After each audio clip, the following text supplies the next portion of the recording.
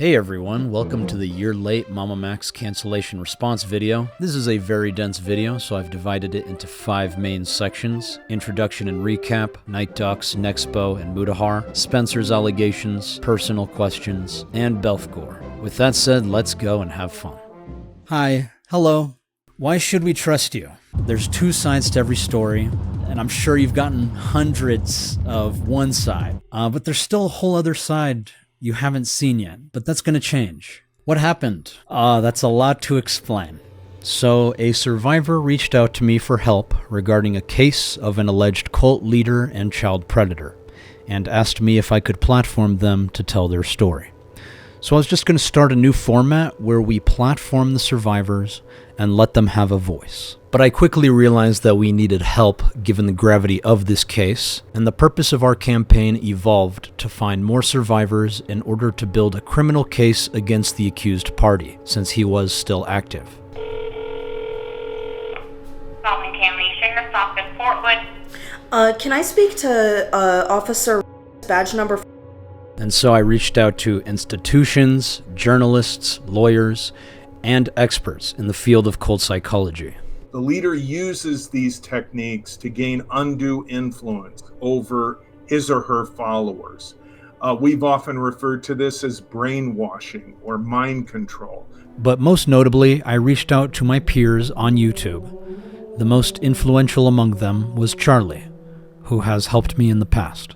This also comes into play with MamaMax's video, if you remember that controversy that happened. I imagine most people who don't know the situation and don't know MamaMax will see this and just be like, what the fuck is going on here? His support has always been invaluable, and since I've seen him fight corruption before, and he is one of the most respected voices on the platform, I truly believed he could make a difference.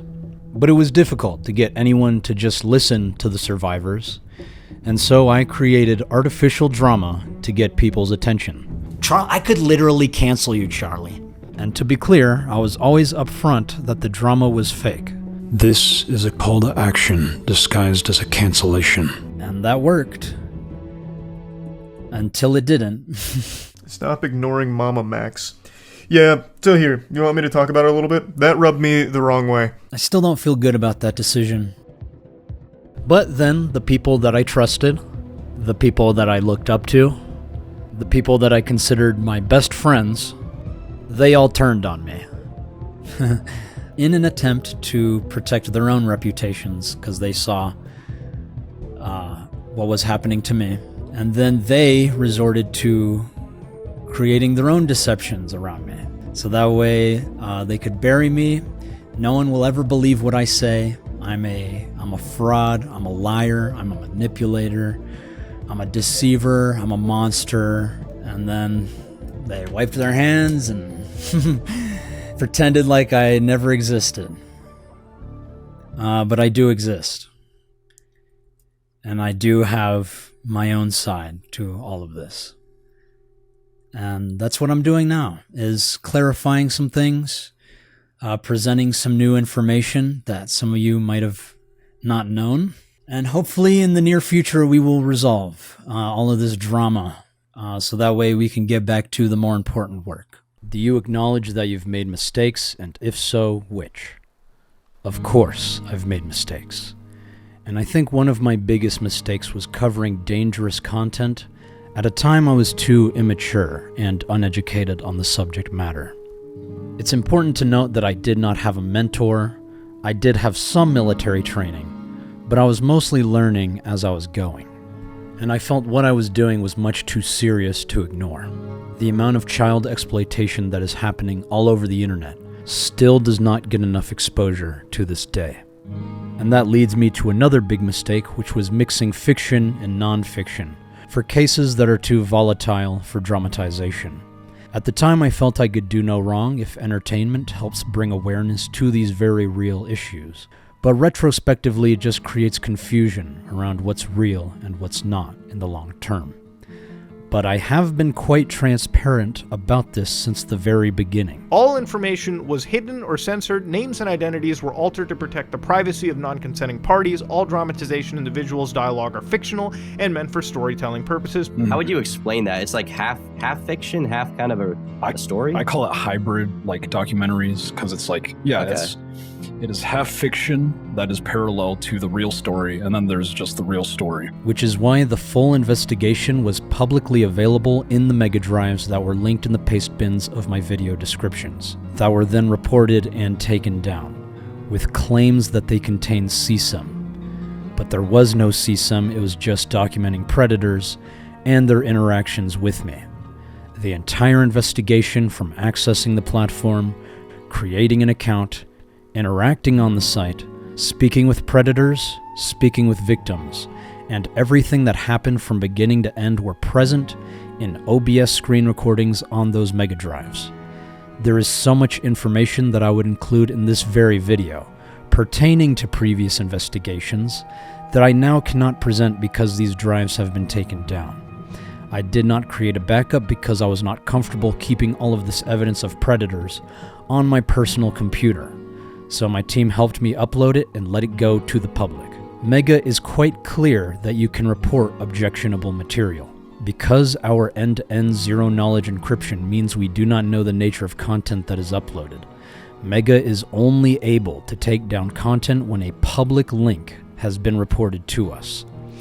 And since these were videos of predators getting naked and masturbating, under the impression that I am a minor, I don't necessarily disagree with this decision, but that was the only source proving that these investigations were real. And since they are gone, it has been very easy for everyone to say that they are just fake. But obviously they are not. These platforms and predators are very real. Some of these same creators have covered them with me on multiple occasions. So some of you may have seen the video that both myself and Ryan did, but most importantly MamaMax did, on a website called kidschat.net. It is a haven for predators. We made reports to the FBI and NCMEC together. And I don't know how anyone can think that the predators are fake. No, these are not paid actors. These are child predators. Some of them even have records. And the sheriff says admits to sending pornography to a child is now charged with pandering obscenity. Wayne Barnett is 60 years old, and the sheriff says Barnett sent the images to a 12-year-old. Now, I'd like to clarify that I never actually claimed to personally get these arrests. You went on and you said, this guy was arrested, it was because of me, it was because of my video. But I never said this. So you did find out who he is. You did find out who he is, but you didn't put him in jail. Is that fair to say? I don't know if we put him in jail, is what I'm saying. Okay. Mm-hmm. And anytime a predator is arrested, I always credit my audience who do the legwork. And it was all thanks to you. And finally, I think platforming survivors before we were ready to handle the public was a huge mistake. I did read books and reach out to experts and institutions to educate myself on the subject matter. I did get the consent of the victims who appeared in these videos before releasing them, and I did ask my peers for feedback, which most of them did not have anything negative to say until after the backlash, but clearly none of us were ready for what ended up happening, and I do take a great share of responsibility for what happened, and I don't feel good about it. Those are just a few mistakes out of many, many more I know I've made. But I'm always learning and trying to do better. Secondly, what's with suing your supposed friend Mutahar for $1 million, telling the victim that he's rich and so seeking $1 million would help with the case? I've basically realized that this person wants to effectively sue me for a large chunk of money, okay? An obscene amount of money. Why? Because to me, all this appears is all I ever was to this man was an extremely rich friend who had enough social media clout for him to piggyback his stupid case off of. My stupid case. So yeah, I thought he was my friend too. Until I saw the things he was doing. And immediately he initiated sex. Okay. at the time,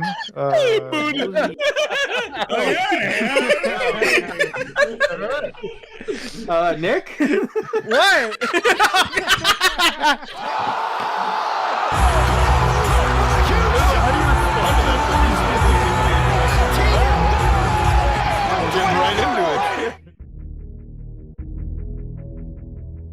Just so everyone is clear on this, Mutahar digitally signed a non-disclosure agreement to protect the identities, testimonies, and evidence of the survivors, and was only allowed to release it with their consent.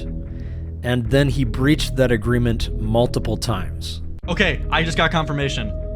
Mutahar just fucking DM'd me. Especially when there's... Mutahar just fucking DM'd me, saying that there's not even proof confirming that there's even evidence. I thought he was bullshitting about the NDA. If Mutahar actually did have to sign an NDA to see the information, he broke that NDA with me because he told me in my DMs that it's what the evidence is. Keep in mind, Mutahar did not talk to any of the survivors when he was leaking this information, and he is the very reason why people were not taking the evidence seriously. Exactly what is the supernatural here? Like, let's just try to understand that. Did you hear any of the lore?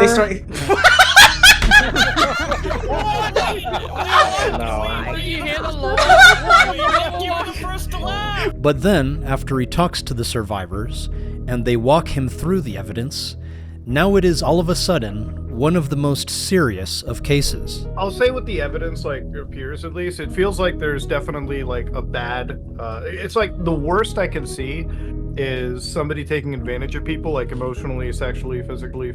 Looking at this whole story and talking to people that were actually affected by it, I think that there was like really there was illegal shit that happened, right? Look, there are real people that I believe have been hurt by this, and for that considering, I am giving my full support as much as I can. Speaking with more of the victims after this call myself, I feel very disgusted hearing any more about the situation and the things that have been alleged to go behind it, which is why I'm doing my due diligence to at least try and help these victims out, but privately, not a public spectacle like Max is doing. I think I'm just going to take the day off today and get on the stream with you boys. Yeah, I know. I didn't want to burn you because I've asked you for so much already. But no, I'm man. happy to have you. It's good to work with you. Oh, man. This whole thing has been so fucking insane, bro. I'm so glad that call came out. Ever since she made that, like, post on her Discord, it's like, this call will make him look bad. I'm like, that's why I made it the thumbnail, dude. I just wanted that to be the first thing people see. I literally, like, the moment I saw that, I was like, dude, I'll just fast track her it up and just release this fucking thing myself. So, just to make sure we're all on the same page, Mutahar was verifiably defaming me, the survivors, and this case with these public statements he made both before and after signing a non-disclosure agreement. And I think the NDA stuff is really wild too. It's like, obviously, I think NDAs are like designed to, I feel like it's almost like a way to add some level of credence to this. Like there's some crazy case, like NDAs aren't enforceable in this situation. Like, I mean, I could leak out everything. What's going to happen? Are you going to sue me or something? So what this means is that Mutahar Anas signed an NDA under false pretenses with the intention to release information without the consent of the survivors. But you're going publicly and saying that to everybody else when you haven't spoken to the others. I'm just trying to understand, why would you do that without talking to us? Which can fall under breach of contract, defamation, negligence, and since this does pertain to a criminal investigation, it could also fall under tampering with evidence, obstruction of justice, and contempt of court. I've actually been speaking with multiple legal professionals who all seem to think we have a very solid case. And given what's happened with Carl Jobst recently, I'm pretty confident that we could sue Mutahar for a lot more than $1 million, given the amount of damage he has caused. If you make a serious fuck up like that, I think not only is removing the video a big problem, but you really got to go onto your main channel and address these situations. If you make a fuck up, especially one where you inadvertently end up slandering somebody, you got to cover for that. And that money could absolutely help the survivors and this case. He has repeatedly claimed that he would provide financial and legal support for the survivors. I am giving my full support as much as I can, whether that be emotionally, whether that be helping them liaison with actual law enforcement agents or lawyers, and providing whatever form of financial, benefit that I can, reasonably provide. But that has yet to come to fruition, because from what the survivors have told me, Mutahar has not actually provided any financial, legal, or emotional support like he's been publicly claiming. At least in the case of Camden Gerard Davis, there is proof. There is evidence of malfeasance. Just because Mutahar said it's nothing substantial doesn't mean it's nothing substantial. He didn't even know what he was looking at. He didn't talk to any of the survivors when he made that comment. I don't have that proximity to it, but I'm like, it looks more like an erotic roleplay server where like boundaries were really crossed. An erotic roleplay server where boundaries were really crossed. What does that even mean? Like, that's what I'm still putting it out as. Max is not like an idiot. Like, I think he's smart enough to know it, but he's like, fuck it, I'll just frame it as a cult. Just so we're clear, the survivors came to me claiming it was a cult. And after my conversations with actual experts, I do think it is a cult. I'll make it look more spookier than I can, because his audience is like that true crime audience. And I'm going to say it, like, the true crime audience is like the most retarded audience on YouTube. You could fucking feed them the biggest load of bullshit, and 9 times out of 10, they'll believe it. He was actively undermining the awareness campaign. He was reaching out to historical detractors of the channel and going on live streams with them before talking to me or any of the survivors and talking shit about the case. Here's just one example out of many. Mutahar repeatedly attacked us on the live streams of people who hate me. Perhaps the most vocal among them is Tommy C. I'm gonna be just straight up honest with you. I want this child exploiter pinned to a cross, and I think that you're gonna see a lot more MamaMax content from me. The fact that this is the first person Mutahar chooses to speak with about this case should speak volumes about Mutahar's true intentions. Go look into this guy MamaMax's bullshit story, Mutahar. I'm angry. I'm legitimately angry. I'm like, I want you to tell me more. It's like, the anger is good. It's just like, fucking, you gotta... I can't think straight. I am learning. I am learning from the angry man who just said he can't think straight. No, yeah, the anger is good. It's not like it clouds your judgment and obstructs critical thinking. The anger is good. I don't know how much of that 4-hour interview you've seen. Nothing. That podcast. He just said he has seen nothing. So Mutahar was learning from an angry man who can't think straight, who constantly spreads disinformation on his targets, who made multiple streams about how I am a scammer, has seen nothing. What? It's this whole situation is can you send in the video he made on me? Can you send Muta the video he made on me that one summer? Please teach me your ways, washed up commentary channel number 46,853. Tommy, that video was not about you.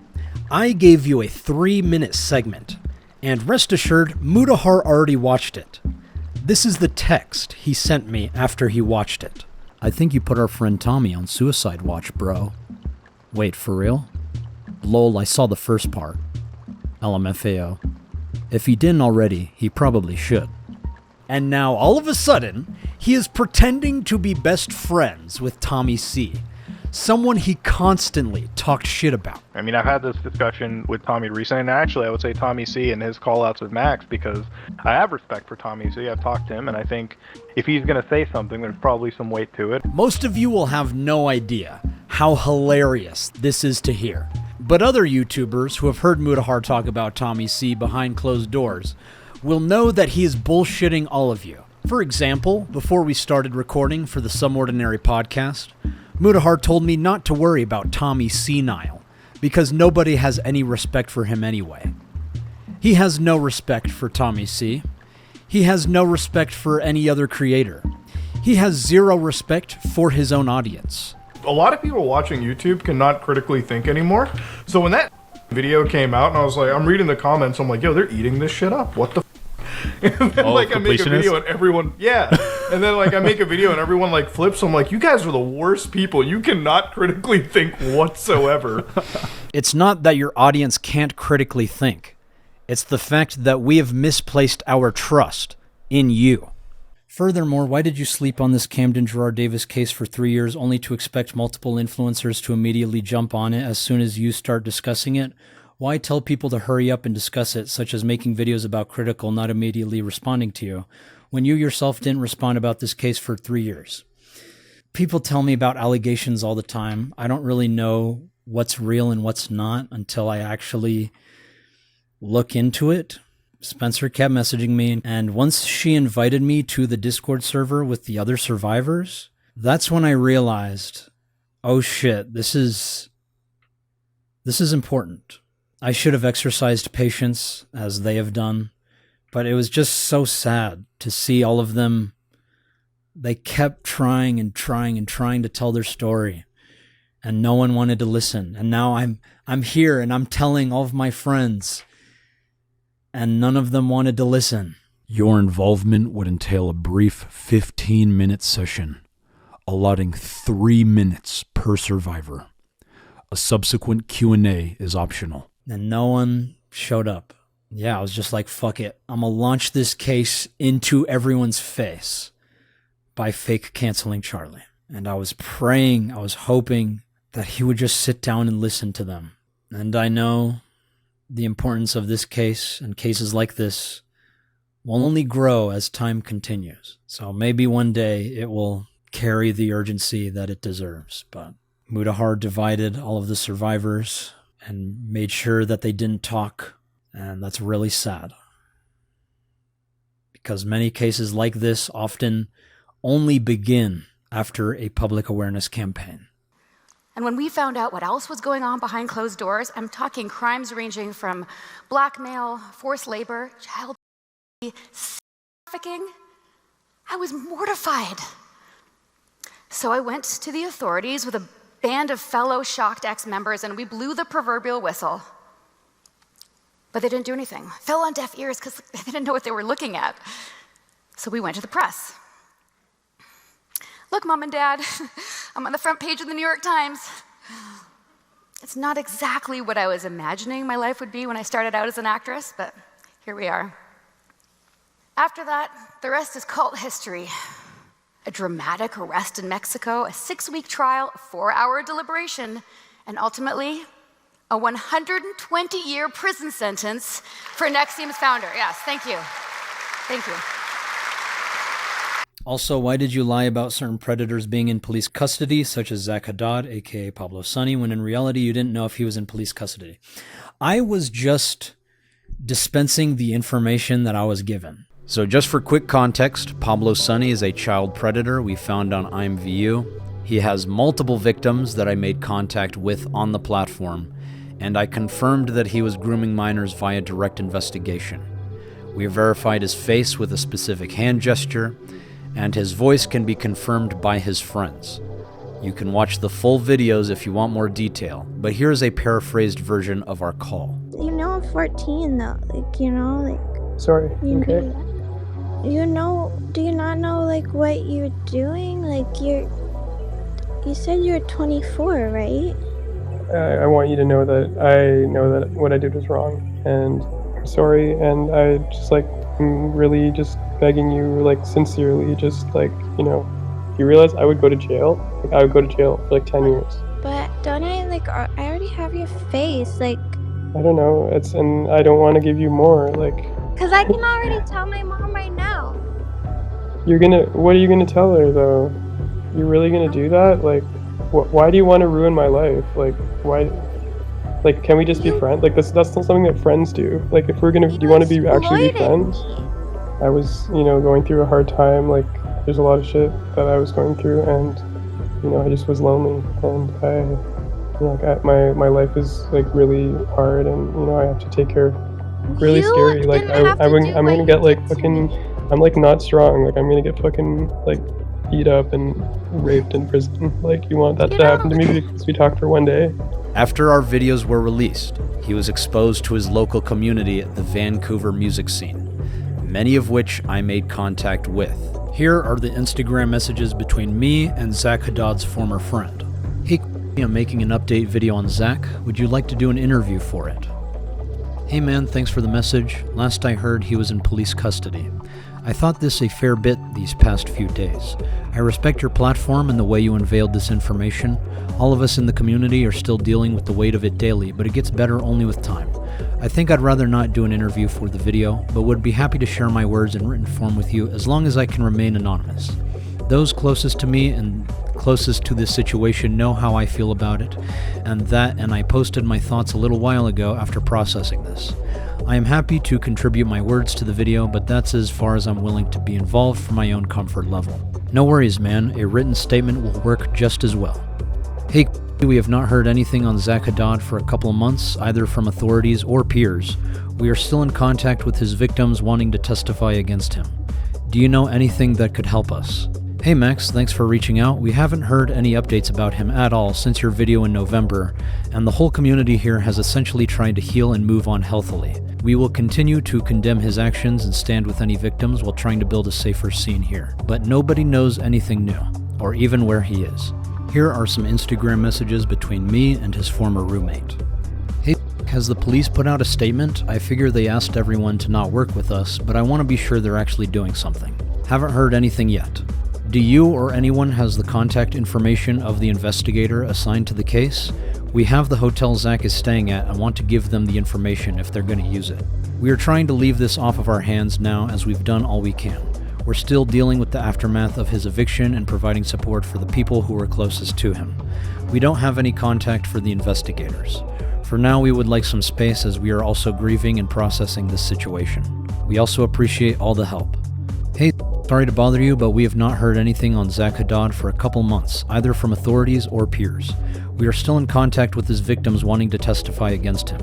Do you know anything that could help us? Unfortunately, I don't. Haven't heard from any of his family, and the law enforcement didn't take any action after we all gave statements and offered any evidence in the house. Thank you for your response. Do you know anyone who has contact with him, or know if he's still with his girlfriend when this all happened? Nobody that I know of is in contact with him, and they are not together. And here are some Instagram messages between me and one of his former victims.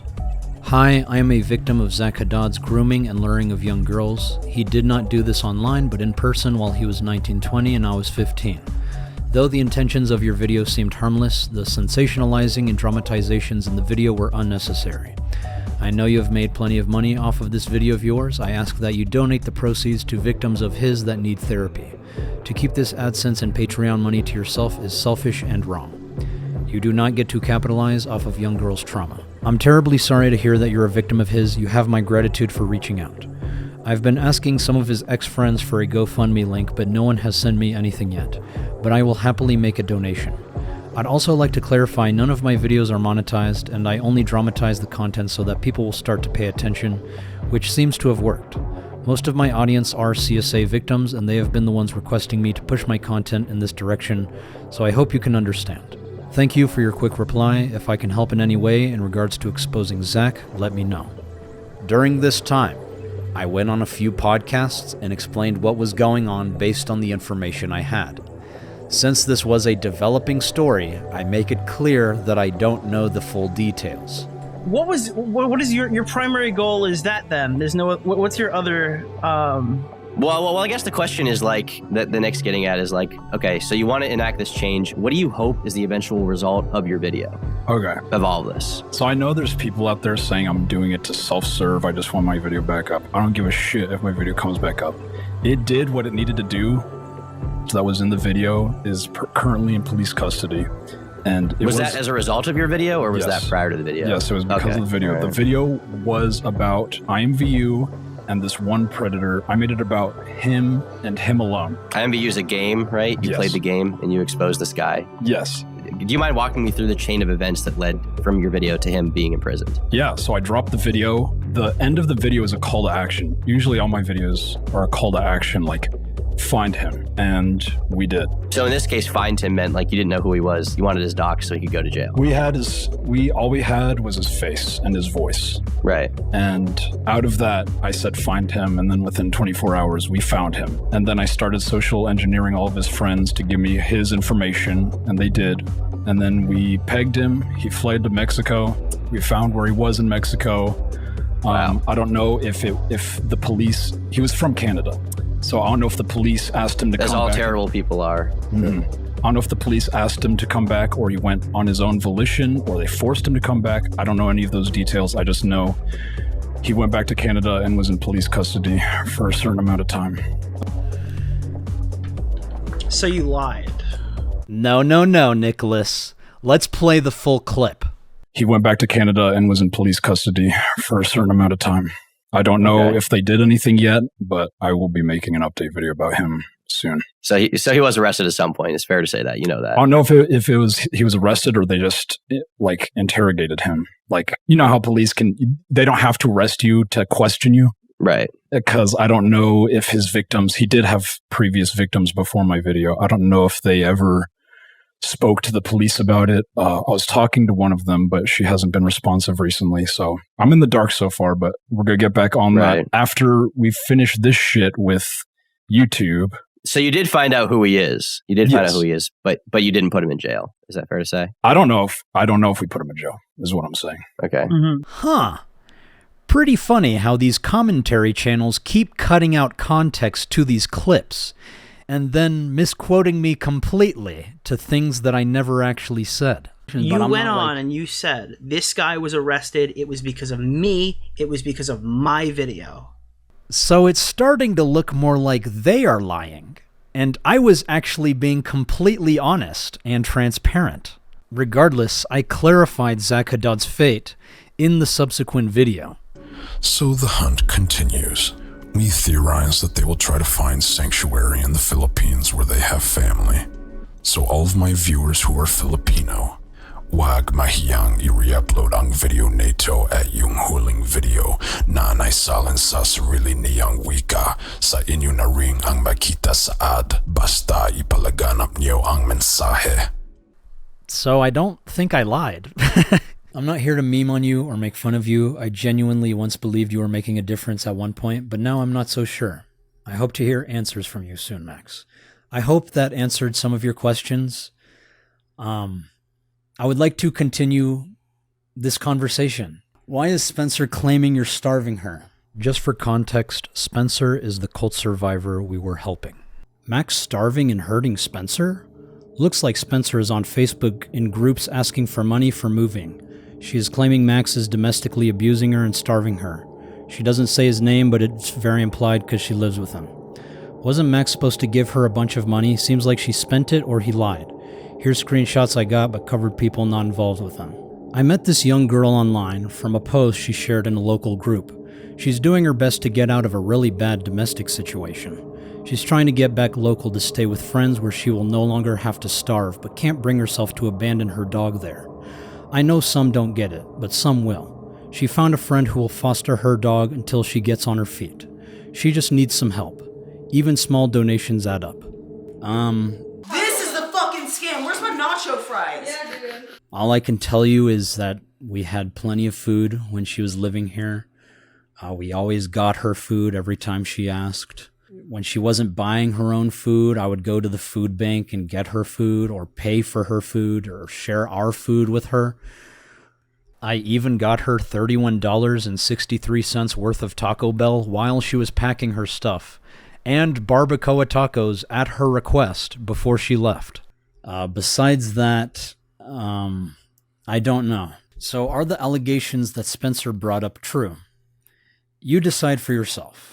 So apparently one of her friends leaked a private message that I guess she was sending out to all her friends. So I ended up moving in with the YouTuber that was supposed to help me expose the cult as it was my last resort. So this is true. Spencer moved in because she was in the middle of a crisis, getting kicked out of her family home.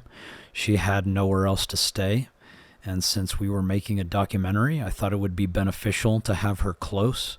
especially since a big part of this documentary was to get her independence. There's also multiple people living at my house. She's been a family friend for years, and so I didn't think it would be weird if we invite her to stay in one of the empty rooms we have temporarily. Even her father came to meet me and my other roommates, and we all agreed this arrangement was fine. But of course, the internet made malicious rumors about us because of this. In retrospect, it was a bad idea. I know, guys. You tried to tell me. Because she is a disrespectful roommate, a very demanding individual, and a hyperreactive personality, which we will address soon. He promised to cover food, medical, everything. Well, he only wanted to help for the money, so he never paid any of my medical from the start.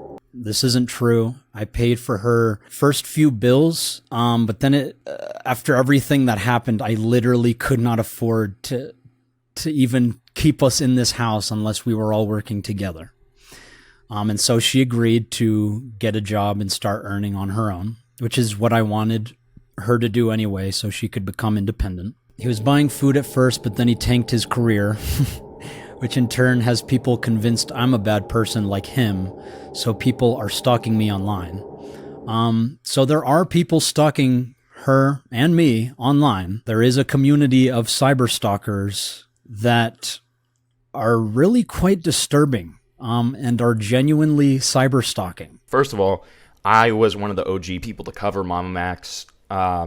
I was actually the person who got the feds sicked on him, which was a secret for a long time. So this is just one of my many cyber stalkers who has a documented history of stalking not just me, but many other people.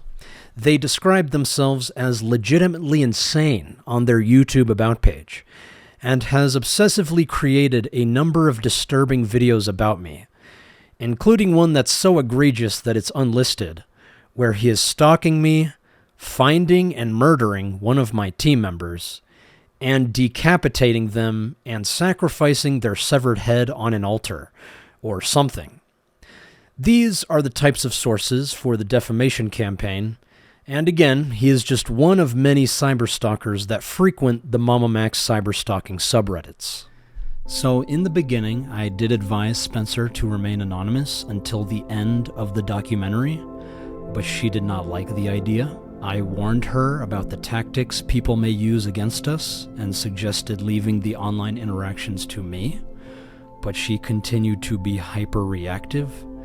And even after I told her that my subreddits are not actually mine, but are targeted by cyberstalkers, she still chose to interact with them. Every time I gave her advice, she ignored it.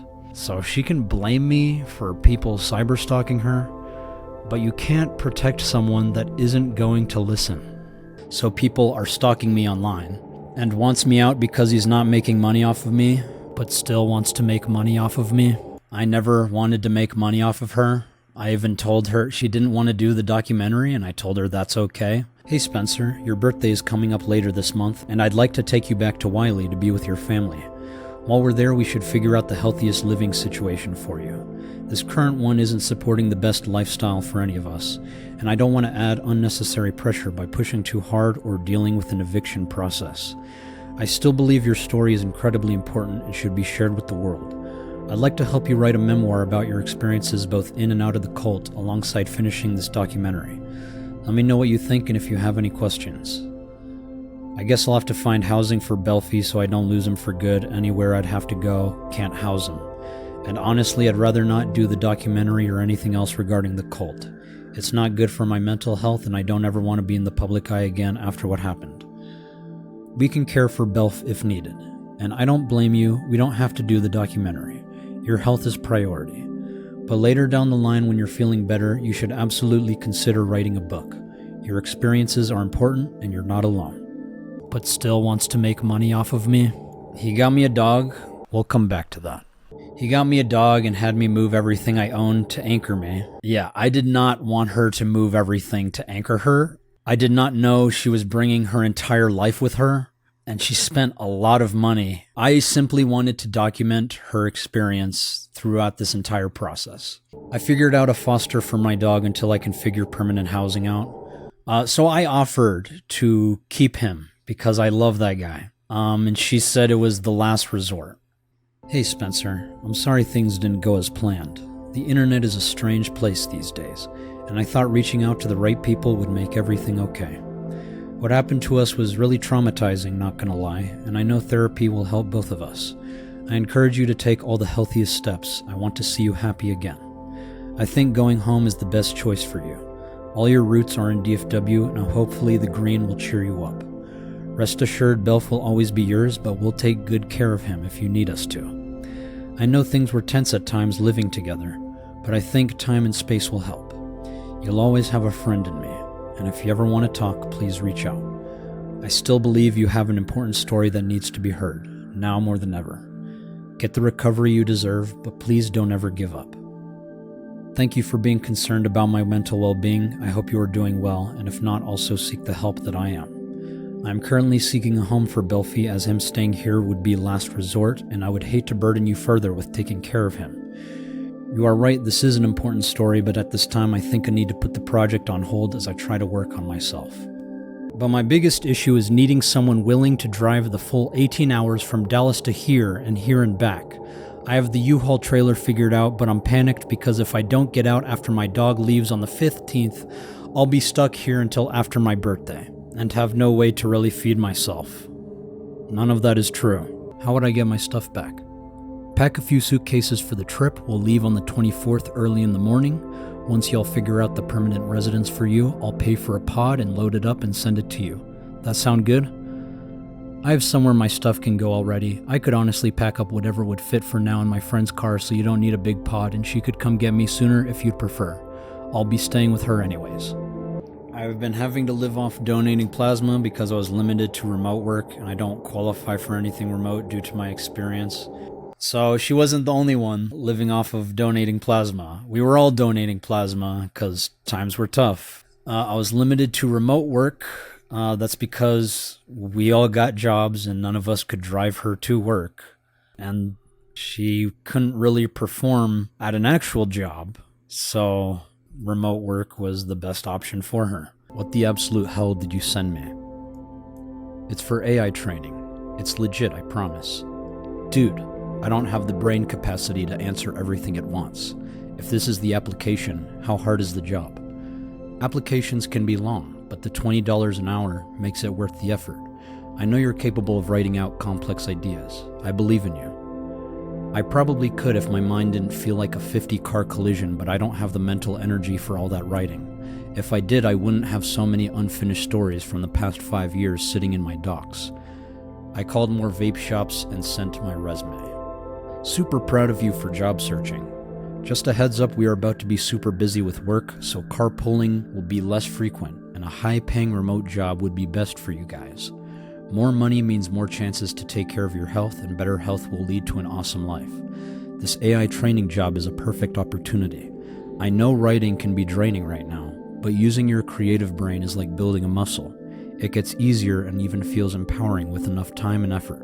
You might even get back to finish those stories, as you absolutely should. That's just my recommendation. I won't force it on you if you don't want it, but also don't give up so easily. I believe in you, but believing in yourself is what truly matters. So as you can see, she didn't even really want to try. He's not physically hurting me, but was withholding funds that were supposed to be mine since January. Saw me struggling to donate plasma just to feed my dog and myself. So the funds were meant for all of the survivors, not just for her. And after I discovered she was mishandling the money for her personal expenses, I took over as the financial manager. Also, she wanted to donate plasma. She was always asking us to take her to donate plasma. Even then, we never let Belph go hungry, whether or not she was paying for his food or not feeding him. Gaslights me and also tried to convince me to break up with Michael. I don't know what she means by gaslighting her, and I never tried to convince her to break up with her boyfriend. I was just asking her if she was in a healthy relationship, because by her own words, she has been in abusive relationships before. And as a friend, this current one didn't look that great, to me and pretty much everyone else. Mainly because he enables her self-isolation. She stayed in her room and talked to him 24/7. That looked very unhealthy to me. He had $5,000 that he was supposed to give back to me as funds for the survivors of the cult, but everyone else fucked off. I asked for the money every now and again, but his excuse was always something about bills. Yes, bills are real. I finally remembered again today, and he's taking $1,700 in expenses. And I told her I could itemize those expenses, but she said it was fine. Also, whatever happened to the $5,000 in survivor funds I sent back to you in January for the GoFundMe? It could really help me access better mental health treatment when I leave, as well as get me situated when I arrive, and possibly even a storage unit for my valuables so I don't have to worry about moving everything I own in the future if I don't need it. It would really make things 10 times easier. You still have $3,300 after expenses. All I ask is to give me time to send it. Is 5 payments of $660 per month okay? What expenses? Housing and utilities, Belph's property damage, the hitch, etc. Would you like me to provide an itemized breakdown? No, that's fine. Just wanted to double check. Could you possibly send that first payment before Belphie leaves so I can get him a bag of food for his trip? But I decided it was better to give the rest of the money to the other survivors because Spencer used the money for personal expenses. Hey, I'm in the ER right now and may be admitted. I really need that second payment by tomorrow, please. Hey Spencer, what are you in the ER for? Respiratory, came in last Monday too, but I have not improved. I wake up literally unable to breathe at all, and I'm now admitted, just waiting to be transferred, but I have 2 ER visits to pay off now. They're giving me magnesium right now. I'm really sorry to hear that, but I've already distributed the remaining funds to other survivors since it was meant for everyone. However, I can definitely send you some resources for financial assistance with medical bills if you'd like. No, you said you would be paying me $3,300. You don't get to go back on that after a little bit of time has passed. You do not get to make decisions about where the funds go without talking with me about it. You knew I needed therapy and agreed to payments. You need to honor that. I understand you're expecting payment, but after reviewing the contract, it's clear that the financial responsibilities weren't met, and the majority of the funds were used for your personal expenses. Unfortunately, since the documentary wasn't completed, you're not entitled to any remaining funds. If you're not interested in the medical resources I offered, I'm afraid there's nothing more I can do at this point. I hope things improve for you. So I just want to bring up the fact that she gets free therapy through an organization known as LifePath, plus her respiratory problems are caused by her own chronic smoking. Here's one out of many conversations we had regarding her smoking. Consulting for medical coding, but it's expensive. That's a job? It can be, but I'd have to go to school for it. Proud of you for searching already. I'd be down to put you through school, you just have to commit and we would need financial aid, but that sounds awesome. I agree. Do you know someone that can help forge me a high school diploma? I also need to figure out for sure what I'd want to do. Just get your GED. Committing crimes is only going to harm you in the long term. If you need help getting started, that's what I'm here for. Education will absolutely help in every area of your life. That just costs more time and money though. It's a very powerful investment that will help throughout your life. With that said, chronic marijuana use will hinder your learning significantly. So if you want to pursue that, then you'll have to find alternative forms of medication. Then education is out. I have no other form of pain relief that doesn't risk addiction. Okay. And I'd rather not be in pain than be book smart. Understood, but it's an option that I cannot recommend enough for positive long-term impact. Also, you don't have to completely quit to pursue education. I'm just personally recommending moderation if you do want to pursue education. But please don't give up on your education. You can do great things for the world, and that will only help accelerate you towards an incredible future. Okay, I'm done now. Sorry for the spam. If you make a post, please just don't name me, as people on Reddit are stalking me because of this YouTuber, and I don't want to add any fuel to their fire, but hey, even calling around means the world. I'm taking what I can get at this point. So I think Spencer was just trying to villainize me so people will feel more sorry for her and more inclined to help. But I did try my best to help her. Here's just one example where I'm trying to figure out what she needs. Do you want to go to the movies with us tonight? Can I let you know by 2 or so, having a bad pain flare-up? That's fine. Do you need anything for the pain? I took ibuprofen, but it doesn't help. It's your hip? Hip and lower back, locked and swollen. Do you want me to bring you an ice pack? It can reduce inflammation and alleviate pain. Ice makes mine worse, unfortunately. Also, I think maybe I should wait until next movie night. Aside from the hip pain, I just don't feel up to it since I've been cramping from the monostat. I'm sorry. Don't be sorry, you will be missed. Do you need to go to the hospital? The cramping is sadly normal with monostat. It's also caused bleeding, but I should be fine. Okay, stay strong. So, I did not want to believe it, but it has become clear to me now that Spencer is dishonest. While making these allegations, she acted nice towards me, and I genuinely thought we were friends this whole time. You'll see here, when I found out about the allegations, I thought she was being impersonated. No, someone shared my post about needing help to send Belphegor to North Carolina for his foster and training, and she was under the assumption it was something like that, so called it a domestic situation. I corrected her, but I guess Reddit saw before that and ran with it as she got a message from a backdated FB profile with AI-generated profile pictures saying this shit. I see. Would you be okay to put out a statement on your YouTube? Just letting everyone know you're okay. You don't have to be specific unless you want to. I'd rather not, as it'll only fuel them more. They don't care, they just want to speculate.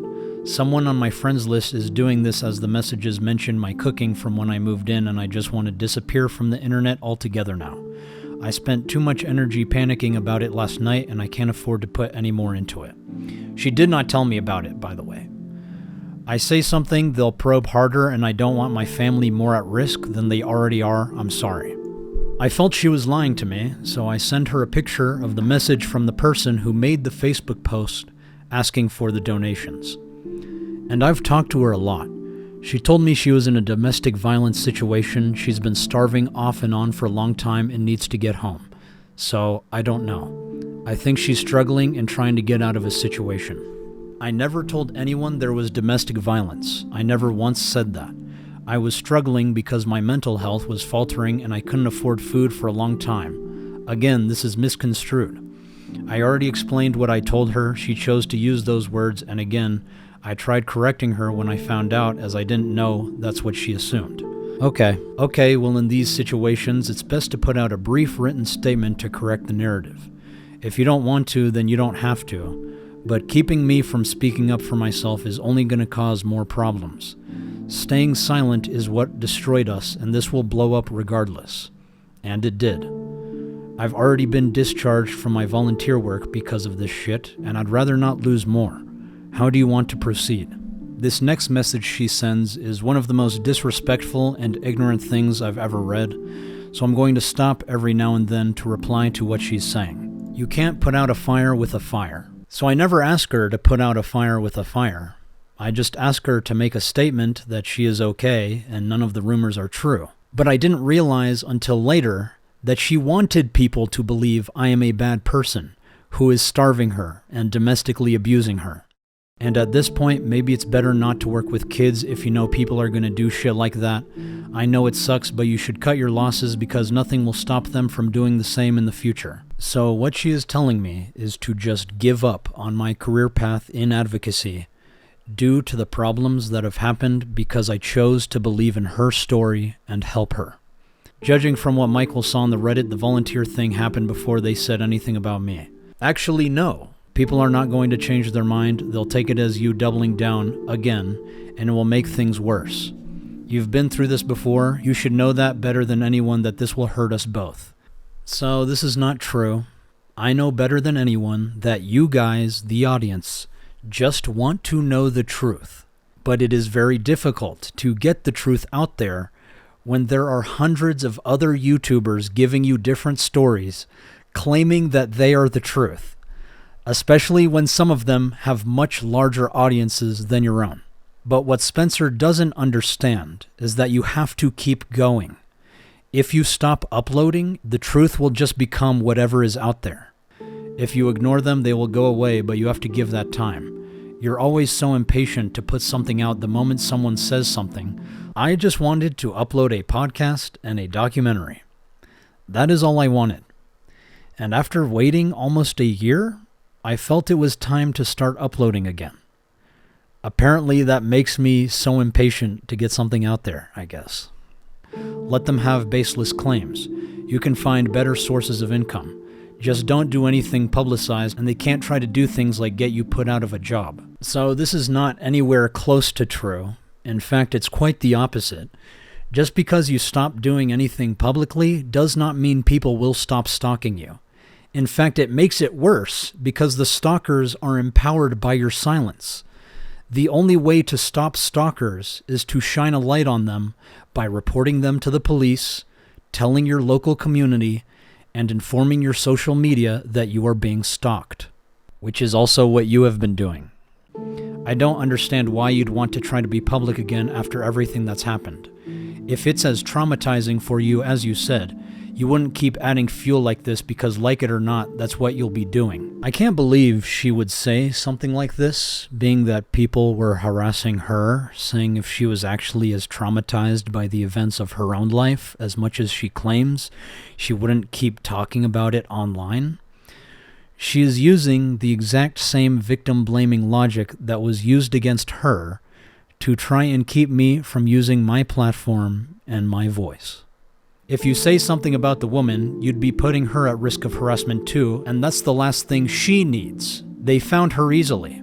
So at no point do I say we need to mention that woman that made the post. The one who is responsible for all of this is you, Spencer. I don't care what the internet has to say, and after what they did to you, you shouldn't either. This is trivial in the grand scheme of things, and I want zero part, zero mention. I don't exist in this BS internet world anymore. So at first, I wanted to respect her privacy. I don't even feel good about exposing her like this, and that is why I've chosen to be silent for so long, even after she continually makes claims that blow up. All they want to do is hurt people. I know you know it's true. There are some people who want to hurt people, and there are a lot of them on that subreddit that I tried warning her about, but most people just want to understand what is going on. And when you do things like make inflammatory allegations, they are going to want to know what is true and what is not about what you said. And if you don't get the message out there, someone else will. Please understand that this isn't just about you, and you need to do what's best for everyone in this situation. And what's best is to not egg it on. On the contrary, Spencer, you need to understand that this isn't just about you. Now that I have seen firsthand the claims she is willing to make just to victimize herself in a situation where me and my roommates were all working together just to take care of her, this raises a very important question. Was she lying about Camden and the cult? When I first interviewed Spencer, I thought she was one of the bravest and strongest people I have ever met. I was inspired by her story and wanted to do everything in my power to ensure this case gets the attention it deserves. I failed in doing that, and I am so sorry to all of the survivors. Whether Spencer lied about her experiences, I have no idea. All I know is that Spencer was one of the first to speak up about it. She was willing enough to admit to crimes, and there are a growing number of victims who can substantiate the cult's existence with their own testimonies and evidence. Many of the stories you have heard by some very influential YouTubers are not true, and I will go into more detail as time goes on. For now, I still believe this case warrants an investigation by law enforcement, as we have tried reporting many times. Okay, what's going on there, ma'am? So an individual named Camden Gerard Davis, more than likely resides at this, address. We believe that he is trafficking minors and has child on his devices. I'm actually a previous victim of his, and I have, substantial evidence related to this case, such as a report that was filed back in 2017 against him, but was never investigated. And do you have an address, an email address where I could send those PDF files? I'll have to put you through to a deputy in order to do that, ma'am. What's your phone number? But from what I have heard, nothing has been done. Regardless, I still hope Spencer and the rest of the survivors find justice one day.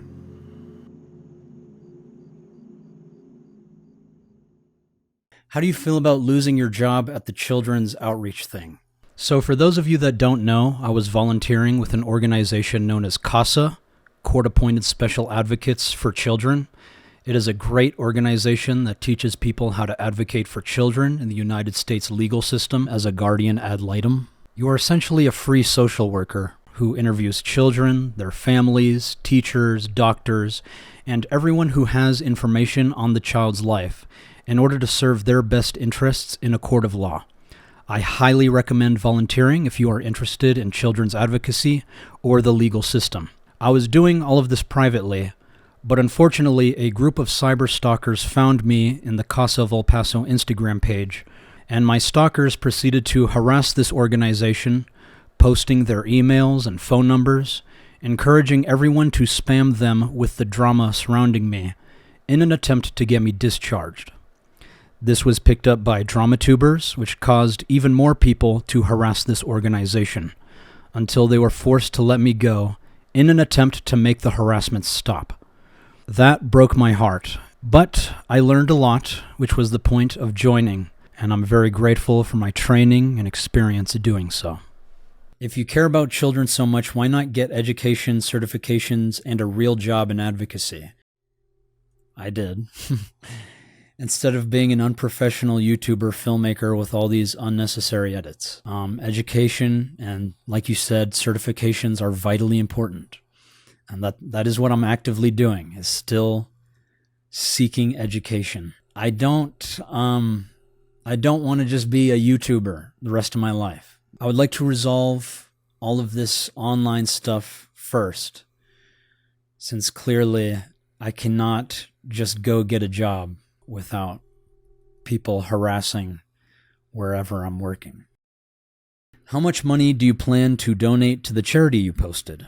If I donate, will you match? I'll actually match the current amount of donations. If you want to donate, you can match my donation. But moreover, I think the people who covered this video and did not donate any of their ad revenue to this organization should match my donation. Because these people talk, but they hardly ever put their money where their mouth is.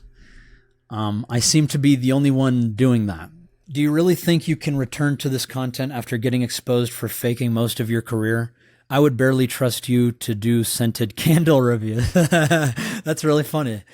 Maybe I should do that. Scented candle reviews. Could it just be that I'm being honest and people are still saying it's a lie? Is that possible? I guess not. I guess I'm always a liar. But if I'm always a liar, then that was a lie. This is the difficulty of being defamed, because no one's going to believe what you have to say. Everyone's going to think you're the fraud, manipulating, lying piece of shit that everyone's calling you. And it's an uphill battle. There's a great quote. It's easier to fool people than to convince them that they have been fooled. So, yeah. It's going to be an uphill battle for me. But I think I've figured out the right way to go about all of this. Lilac and gooseberries. 9 out of 10.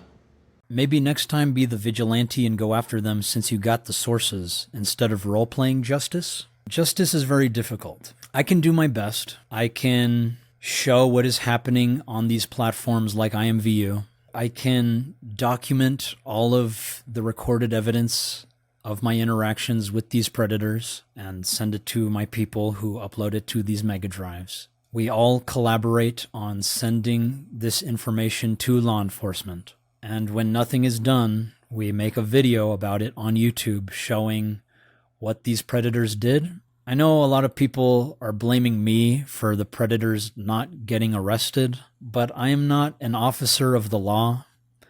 I'm not a judge. We have to look to the mechanisms that are enabling predators to walk free and the mechanisms that prevent children from reporting crimes.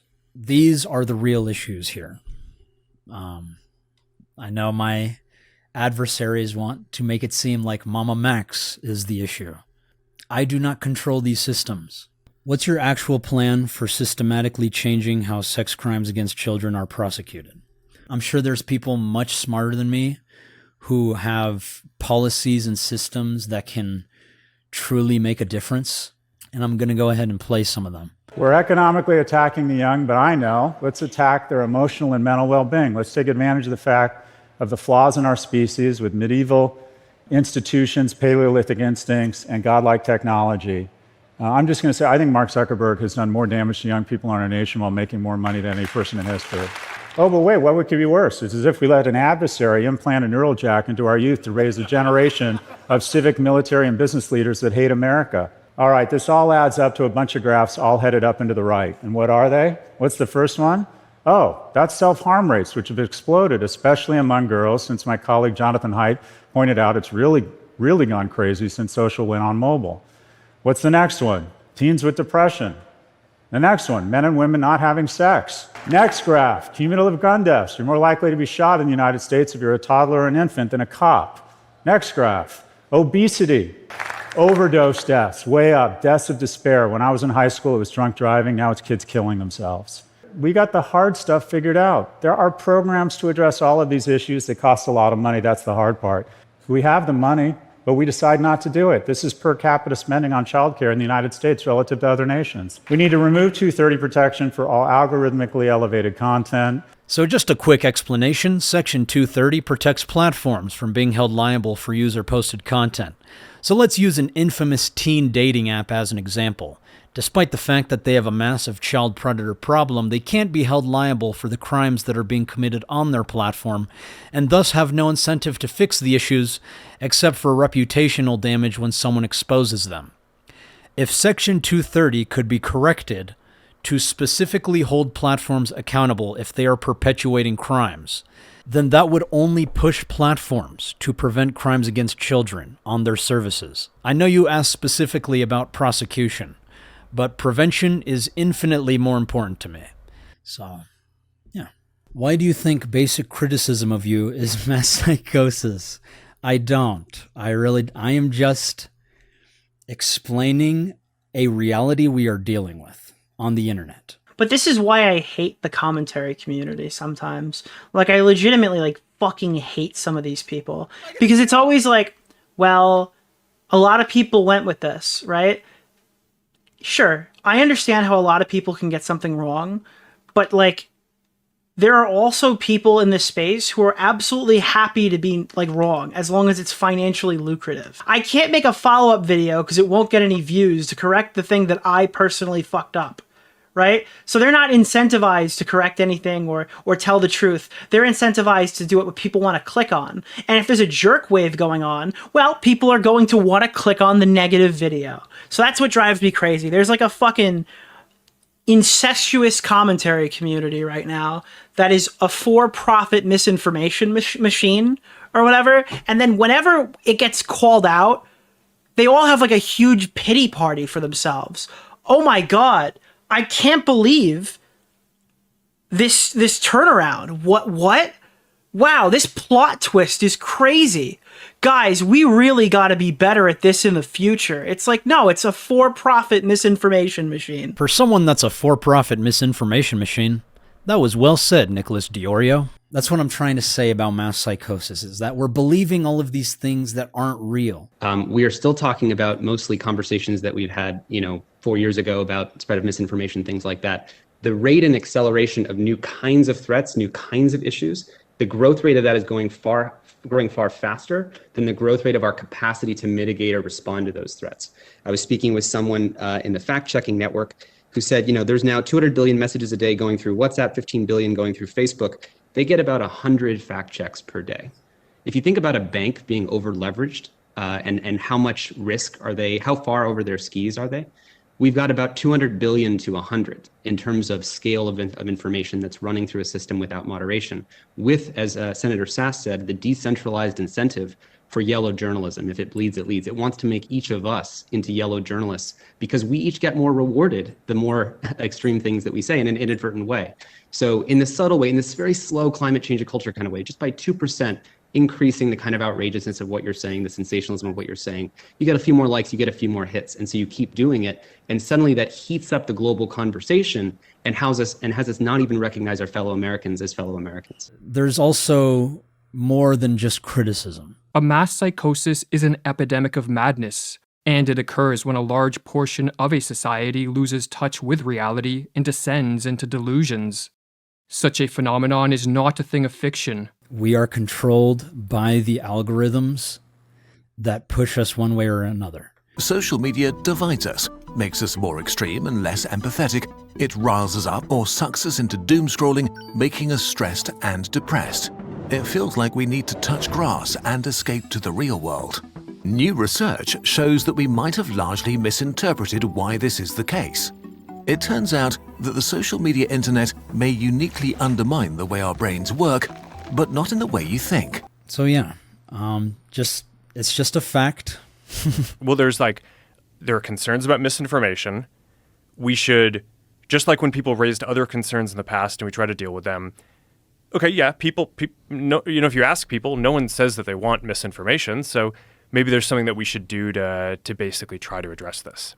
But I was really worried from the beginning about basically becoming this sort of decider of what is true in the world, right? That's like kind of a crazy position to be in for billions of people using your service.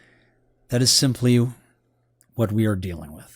Was the call between you, Muta, and Diorio just an auditory hallucination we all experienced during mass psychosis?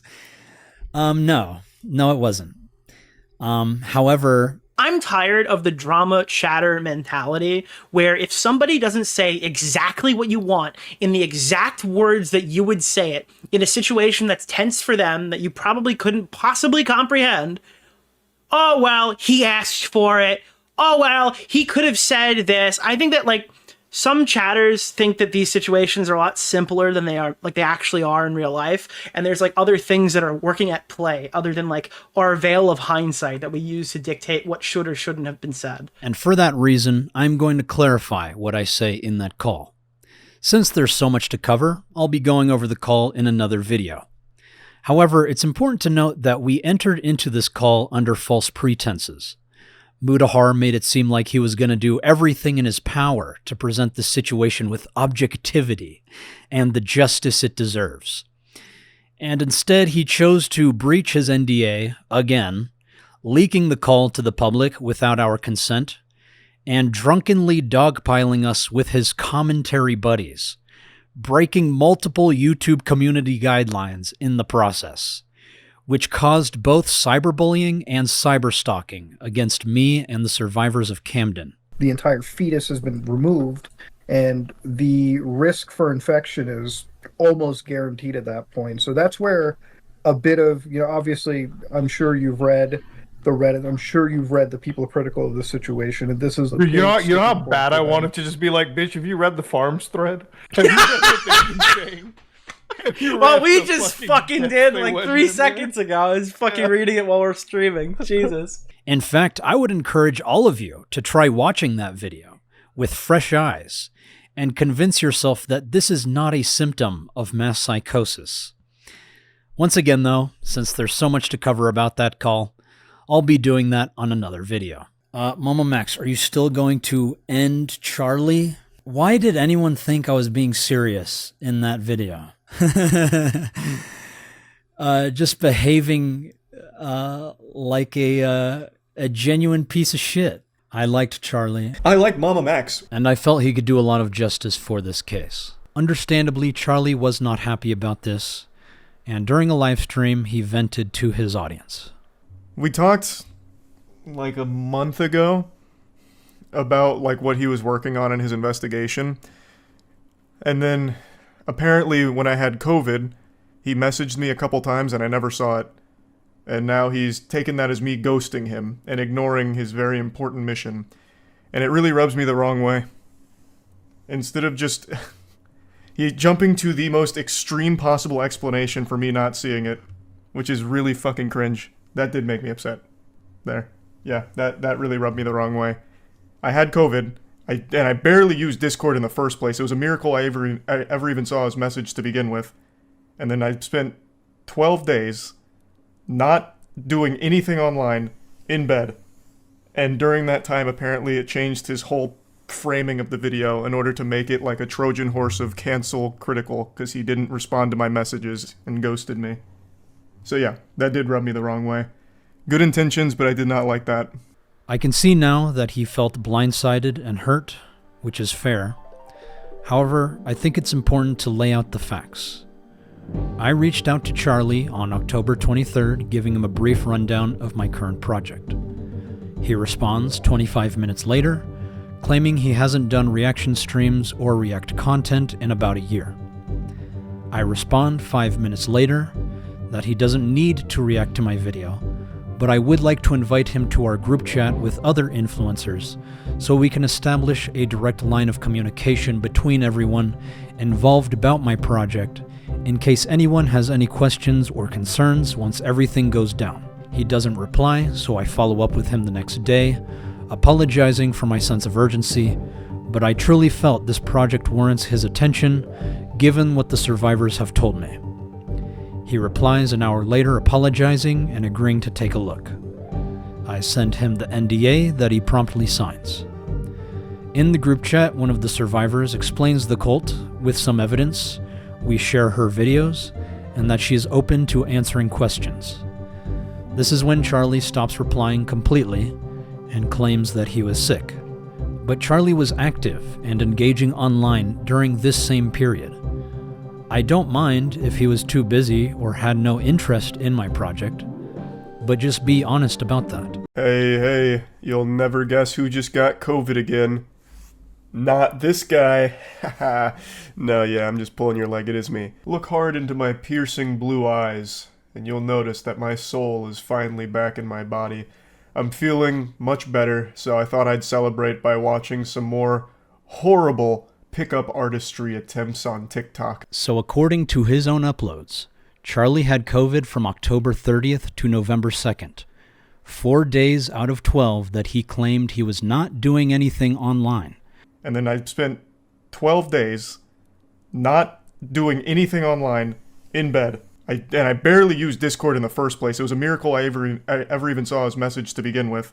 I followed up with him over the course of that month, which many people claim is me spurging out and spamming him. But from my understanding, following up with a colleague every few days is perfectly normal in most professional settings, especially after they've agreed to take a look on what you've been working on. And I just wanted to keep him in the loop. But hindsight is 20/20. I agree that this is a bit much. I will admit that I drafted these messages with ChatGPT thinking it came off as professional, when in reality it's way too robotic, long-winded, and heavy-handed. Now I'd like to clarify that I was never spiteful or angry with Charlie, and I try to make that as apparent as possible in the video and the description.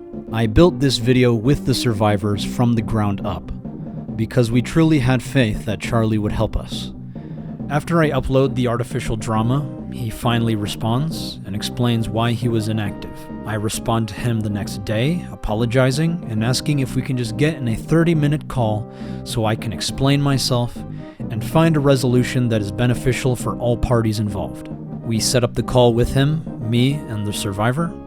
We had a respectful conversation. He was very understanding and kind, and we conclude the call by just requesting if he can listen to the survivors for 15 minutes to see if this story is worth his time. And he agreed, only requesting that Mutahar, out of all people, was to be present. I told him that I already invited Mutahar, but he is welcome to invite anyone else. We said goodbye, and we felt good about our conversation. After that call, I invited him to the server. He never joined, and then nothing.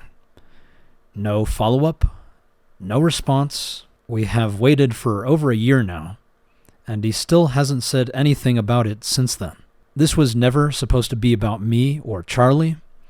It was supposed to be about the survivors who deserved to have their stories heard. And unfortunately, the situation ended up silencing them even further. I don't blame Charlie for this, but I do think he could have helped, and he chose not to. When did you stop stalking and harassing? So just a quick recap. I have multiple ex-partners that have accused me of some pretty horrible things. I made a video addressing this. I did not go into too much detail. I just tried to answer what I felt was necessary. But out of respect for their privacy, I would prefer to leave them alone, just as I would prefer for them to leave me alone. But in short, these relationships were not healthy, and they did not end well. I did my best to be kind and take care of them when they were struggling, but it didn't work out in the end for many reasons. But when these relationships ended, I guess since I have a platform and to deplatform me, some of them have continued doing this for multiple years, and over the years their stories have changed. They delete old allegations and create new ones. There is one, however, that filed police reports against me almost a decade ago with inaccurate information while I was in a completely separate part of the country, some of which even say there is no evidence for these reports. But I think it's important to note that I'm not getting in group chats with their ex-partners and sharing pictures and videos of them, including their uncensored driver's license. I'm not repeatedly going on live streams to make accusations about them. I'm not going on social media obsessively gossiping about them and fantasizing about murdering them. I'm not going on kiwi farms and doxing them and their families shortly before doxing them to the rest of YouTube. But they are doing all of that to me. Is apparently Max is telling everybody that Anthony is like running the kiwi farms thing, and there is like no evidence to support that Anthony is like the person who doxed him on kiwi farms or posted all that stuff. I haven't seen a single thing, a shred of proof that shows that. Claiming Anthony Magnetar is the one running the kiwi farms. Yeah, and that seems to be really upsetting him because he reached out about me that specifically. So I'm gonna say it right now, and this is I'm not doing this because it's like I'm trying to pay back Anthony after what like me making a statement. It's actually impossible. Let me explain why it's retarded to assume anybody could be running a f***ing thread. You don't have any proof. I mean, theoretically, it could just be a coincidence that Kiwi Farms got my full docs, which was previously unknown, while they were working on their video, which just so happens to have a picture of me from our high school yearbook, and some of the exact same videos that appear in their video that I didn't even know existed until they were posting them. And then when I respond just to defend myself, they claim I am the one doxing and harassing them, even though their full names were already public and mine was not, which has put my entire family at risk. But apparently they are the innocent victims, and I am the crazy stalker, even though I would prefer to have nothing to do with them. Even the one on screen right now I have never dated.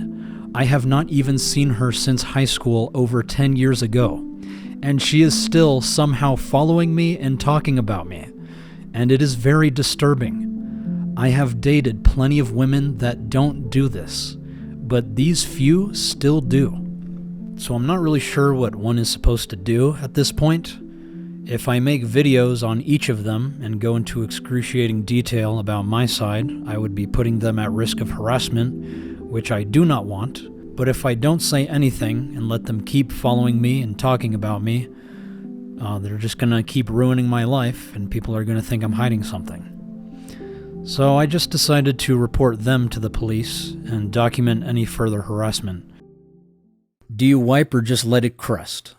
Bidet all the way. How many drugs are you on right now? I'm caffeinated, so 1. Where did you get the audacity? Sourceforge.net? When will you delete your channel? Probably never. Why are you back? Get off the internet. It's probably healthier for all of us to get off the internet. And yet we're all still here, sadly. Why are you so weird, bro? I don't know. I don't know how to answer that. Maybe if you could, divulge a little bit, I could answer better. If you mean personality-wise, it might have to do with my autism. I do have ASD. If you mean my content, why is my content so weird? I don't know. On YouTube, it felt right to be a little performative. But I can see retrospectively that people see it as cringe or like unhinged, as a lot of people call it. It's just like, I don't know, I thought we were here to perform and make weird art projects. I didn't know that we just had to be, you just have to be yourself.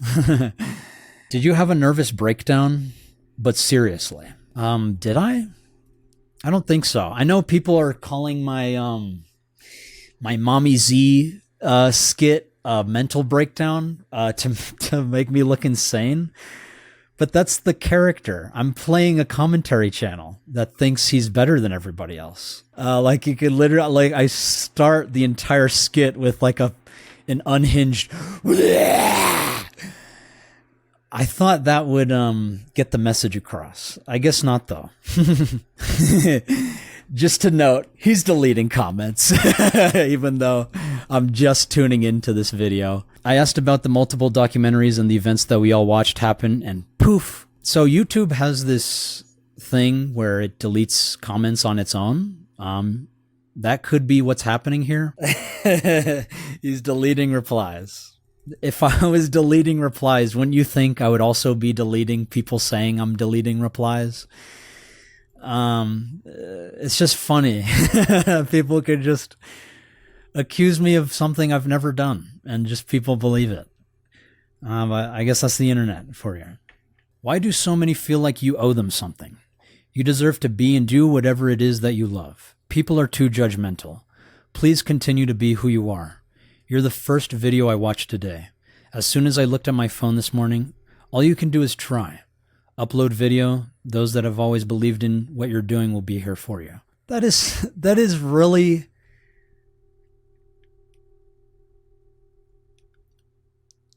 That really is heartwarming. It's sad you only have one thumbs up. Here, I'll give you another. Thank you. I'm grateful for people like you who can see what I'm trying to do. And that's all I can do is just keep trying and continue to be who you are.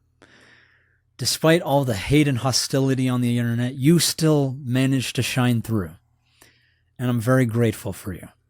Please respond, Max, because what breed is your dog? It's the cutest. Thank you. So I have 4 very good dogs that I love with all of my heart. First one is Ruby. She will always be my baby. I rescued her in Dallas when she was a puppy. She is currently 4 years old and is a German Shorthair mix. She is very anxious but extremely loyal. One of the best guard dogs I could ask for. Second was Mr. Ross. He is an elder dog that I rescued in Houston. He is a husky mix. He has a curly ear and almost none of his teeth. He sheds a lot of hair, and I have to groom him almost every week. I don't know anything about his past. I don't even know how old he is.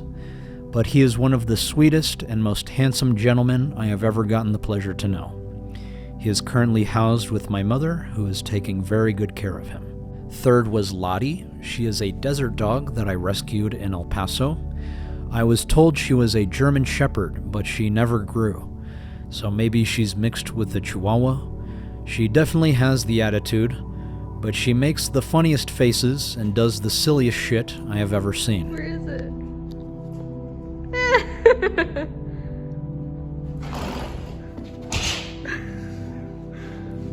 But don't let her size fool you, because she's the most dominant.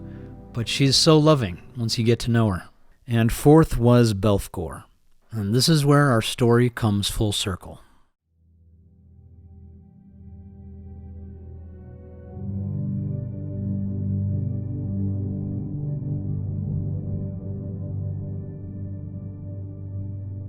Belphegor represents the closing chapter for this part of my life, and he is the very reason why I'm finally able to make this video.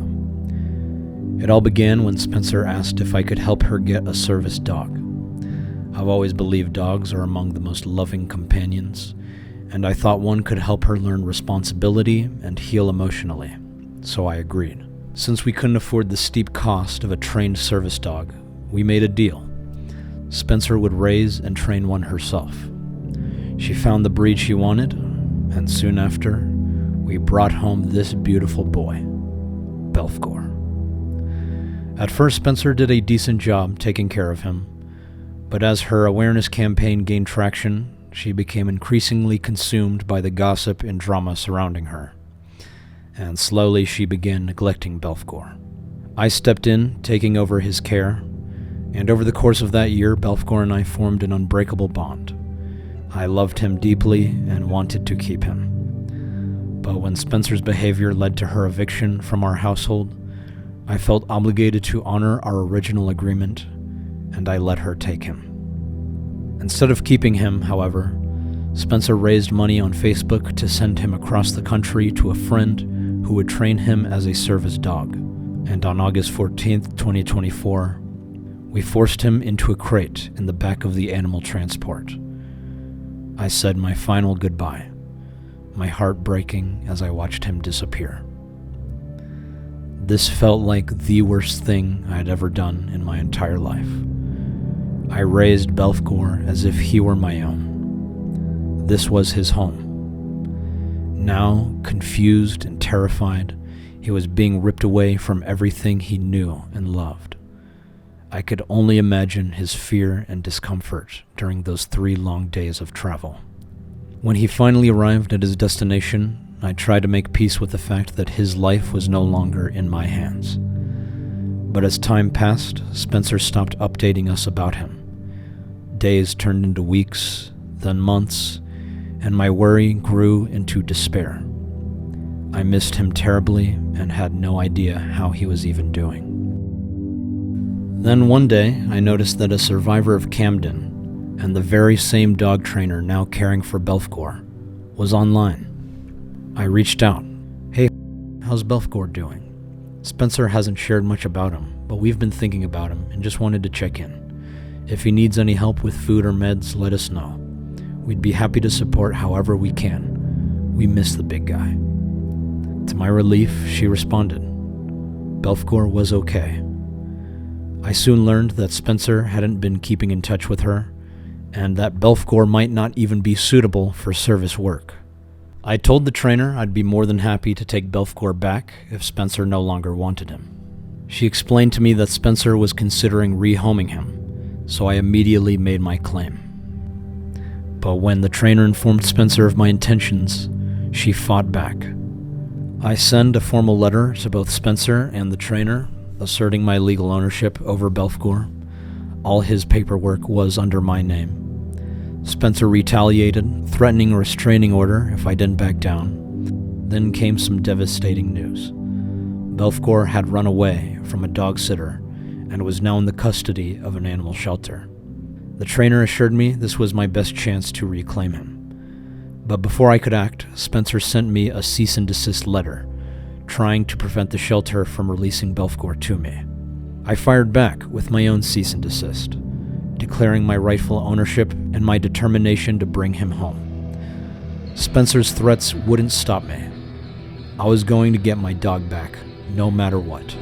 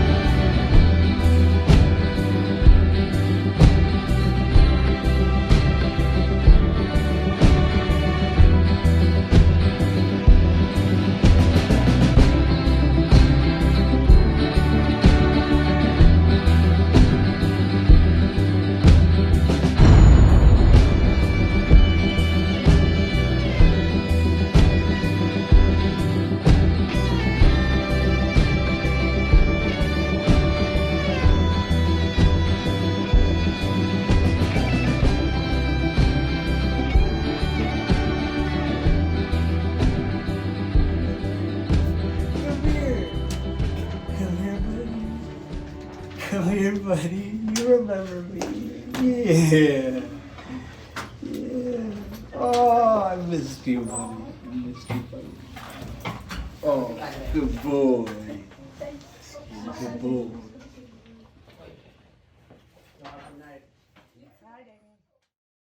I am beyond happy right now. Wow. He recognized me out here. I wish I had recorded it. And he's not in great shape either. Like he looks really hungry. Happy boy, happy boy. No, buddy, no, buddy.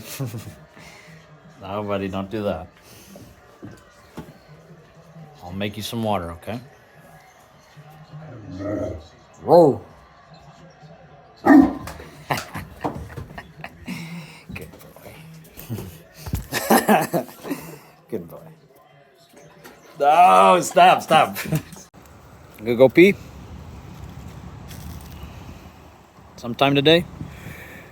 It's pretty chilly out here, dude.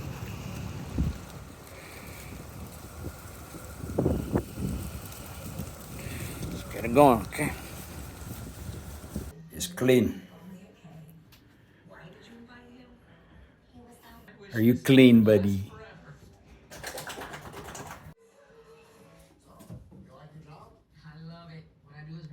No, bud. What the fuck is that? No. Oh, no. God. Already.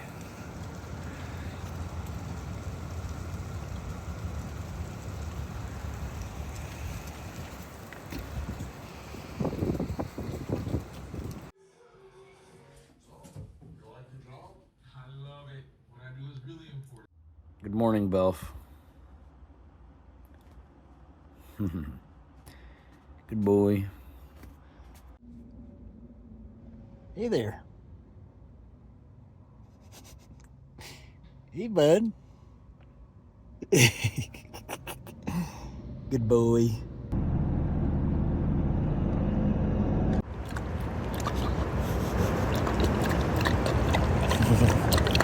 Evil or sinister, but it means that there are lots of different people in it who have different agendas. Just waiting for him to poop.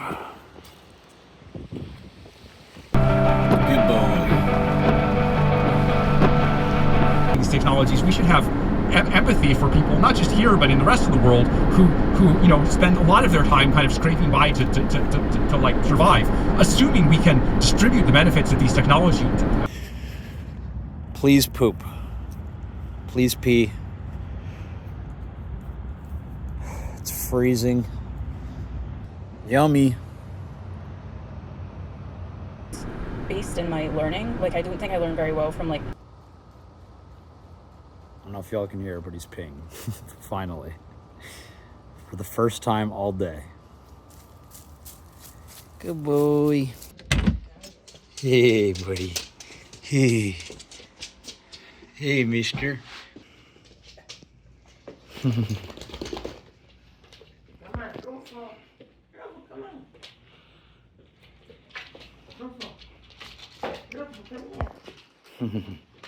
Good boy.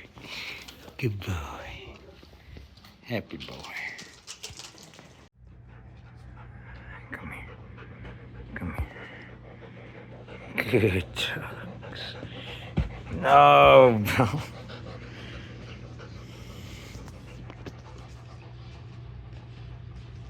No. Okay.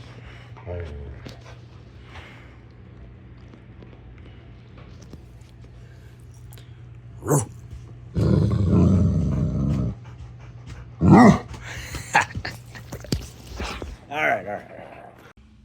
It's so cute. Look at that cute picture you got at home. Yeah, it's very good. Be a good boy. Sing and put your angels around him and keep him safe and guide him, Lord, to use it for your glory. In the name of Jesus. Amen.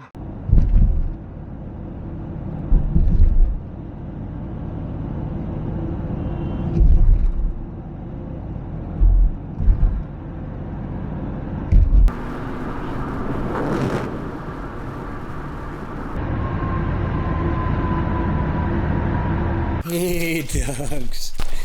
Hey, dogs. Can't see shit.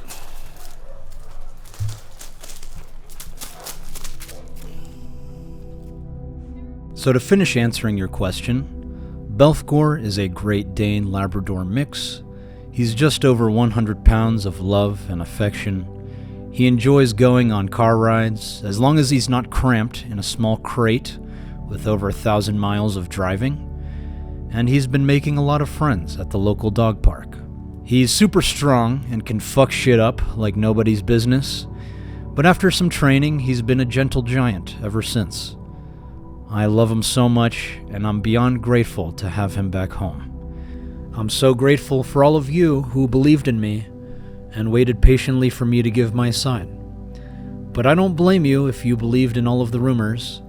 There's a lot of effective storytellers here on YouTube, and it's actually quite impressive how many theories can revolve around me when I really don't think I'm that interesting. But it's kinda cool, I guess, to have some level of infamy. I'm sure you guys have thousands of more questions now, but don't worry, this video is only the first of a much larger project. And there's a lot of shit to clean up. You know, some people like to make up shit. Some people like to shit on other people. Some people like to bury their shit. But me, I just want to clean up all this shit, because there's a lot of shit out there. Thank you all so much for watching the video, and I'll be seeing you very soon. Toodles.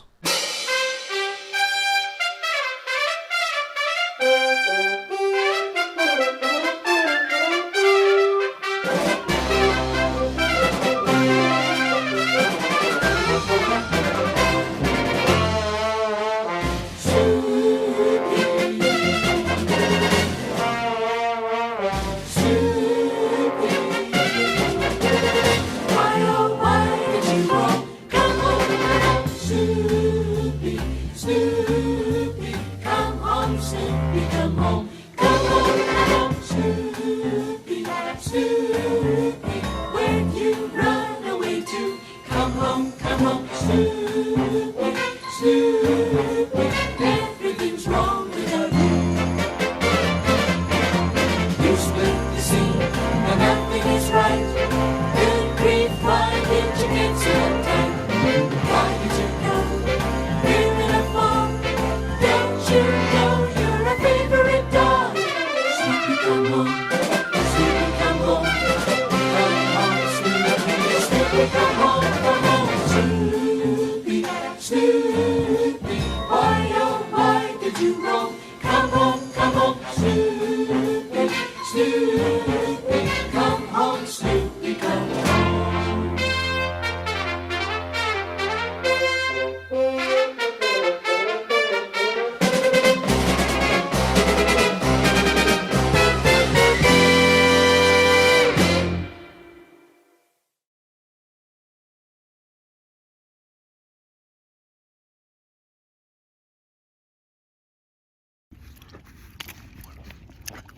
These nuts.